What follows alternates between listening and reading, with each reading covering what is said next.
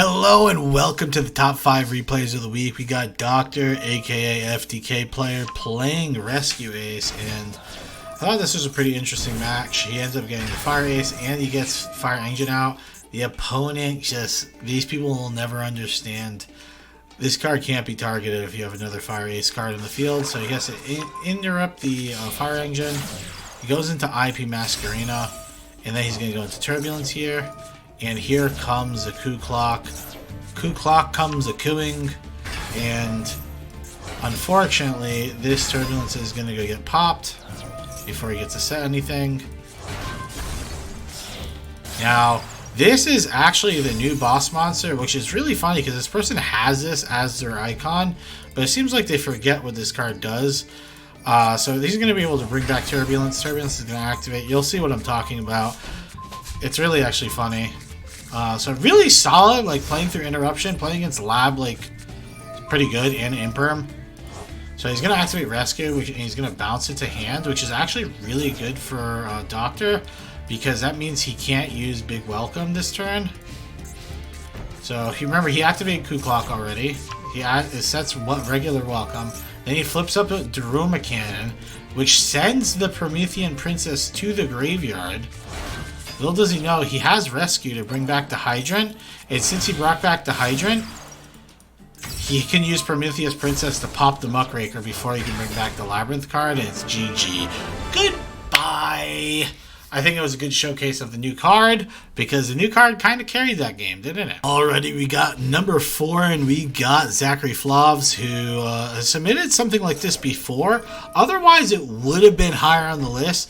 But I mean, he gets kind of the best absolute opener Labyrinth could possibly do against him, which is pretty much going to be able to set Epic Eradicator Virus. Goes for pops the Geo, and I mean, obviously it would have been better if he popped like Fenrir or something. But he sets 3.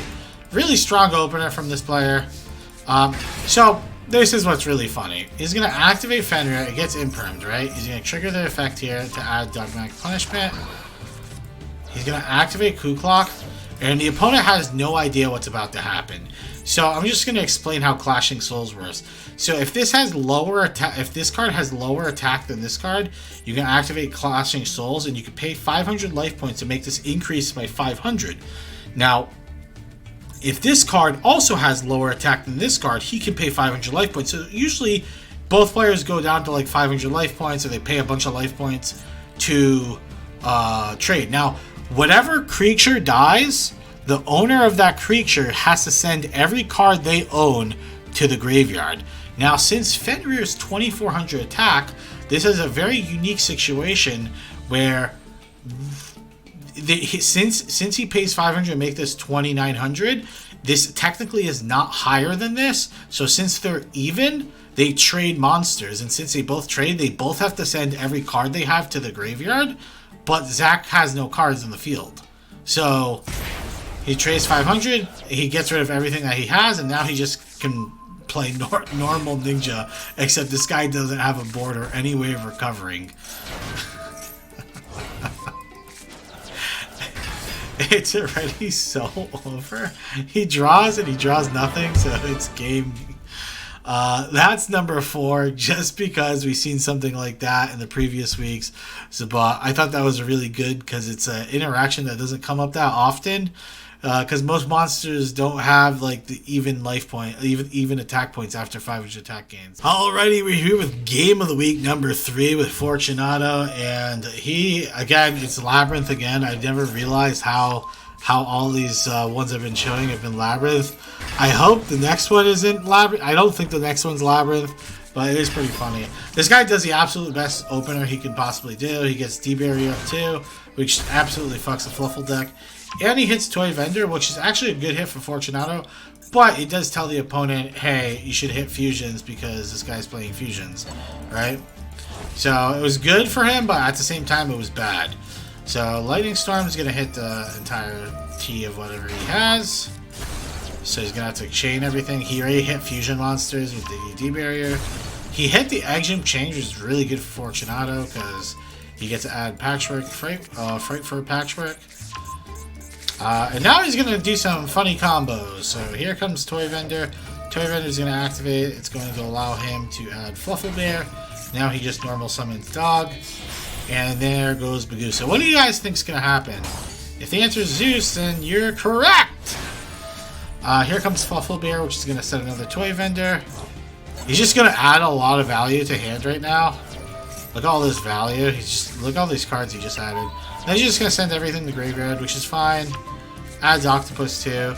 This guy is actually going to have a really good like follow-up because he has both furniture pieces with Ku-Klok.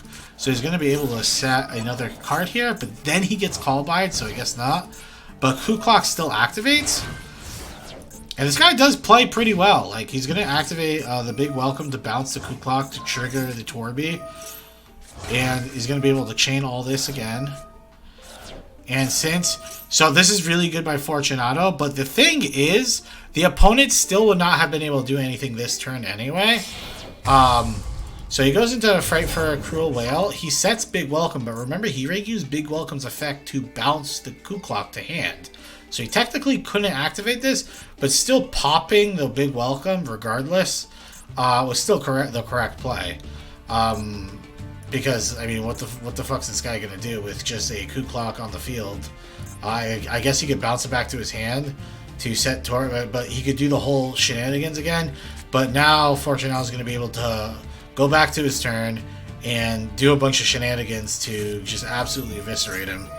And the guy's gonna scoop up, and it's gonna be a GG. Alrighty, we're here with Game of the Week number 2, and we got ADR202, who's a bit newer on the server, so pretty awesome that he's going to end up with number 2 here, but opponent's going to be doing a full Pearly board.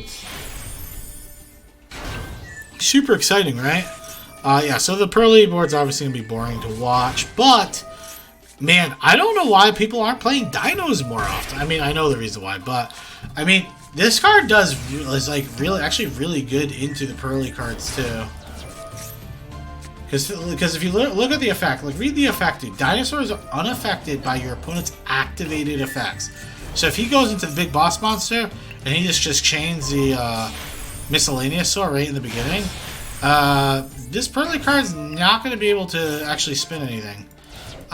He does do a little bit different of a play, but I think it was actually pretty funny. So firstly, he's going to draw 3 cards, and he gets Max Seed. He's gonna go over Raptor, add the Kaiju, because they have, you know, in archetype dinosaur Kaiju, which is hilarious, and he already has this, and he has miscellaneous. I mean, he's super set. This guy's gonna get a bunch of value, but I mean, he's gonna be able to, should be able to OTK him pretty easily. But remember, he's drawing a bunch of cards, and Pearly plays a lot of hand traps. So. And here comes Lost World, which is lower all their attacks. Fossil Dig's gonna add the baby. He's gonna summon that, pops the baby. Boom. Baby's gonna summon baby? Yeah. And then we're pop. And then boom. There comes the Scrap Rat. Now we're gonna do some Scrap Wyvern plays.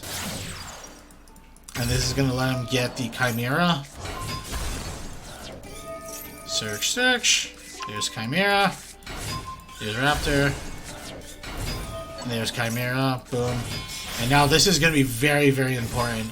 So he goes into Dolka. Dolka is not a once per turn negate activation. This guy has only used Max C. He still has Ash available and whatever else. So now, remember, Miscellaneous makes the dinosaurs immune to activate effects, but he needs to go into other material for him to be able to actually OTK. He needs to go into other things. So now he starts going into the other plays. So here comes Sprite Elf. Sprite Elf is going to bring back this. And there's Cupid Pitch. Cupid Pitch is going to let him go into Baron de Flare. Boom. And here comes Double Evolution Pill. And it's going to get Ash negated by Dolka. And then Nibiru negated by Dolka. And this is an easy FTK at this point. He doesn't have to deal with anything else. Here comes Ultimate Conductor Tyranno, which will deal with the entire board. And then it's GG because he has another Omni. Very, very well played by ADR. And honestly, after watching this, kind of made me want to play Dinos. All right, for number 1 of the week, we got Lightning versus Caligula, and it's going to be a Sword Soul Mirror. And Ash on the emergence is really good, obviously, but this guy's still going to have just full combo. Really didn't matter. Here comes Shijao. Shijao's going to add the card he needs, a Long Yan. Long Yan's going to come out. He's going to go into the Shishing Long Yan. And yeah, so I mean, standard Sword Soul Bowl. Maybe he's missing a blackout, but I mean, it's because he got ashed. Still a really strong board, and compared to what he's got, it's pretty good.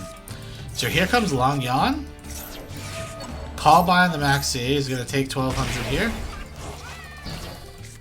Summon. It's going to banish the Synchro. Now this is big brain play. He goes into the Xiao Feng because they both have 2800 attack.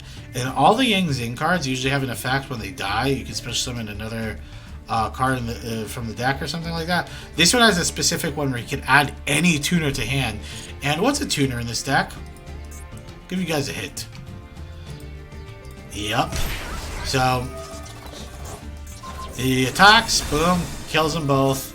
It's going to add Incredible Ecclesia. Going to be able to summon it to go into Taya, and Taya is going to clean up house because he's going to be able to go into Boxia. Boxia is going to spin everything that the guy has. He's going to use that to summon out this, and here comes Shijao. Now this guy has to deal with Shijao, plus he's going to be able to add Emergence for a Protoss. And he still has 9 pillars, so he has to deal with an Omni, and he has to deal with that. Isn't that crazy? So here comes the Negate.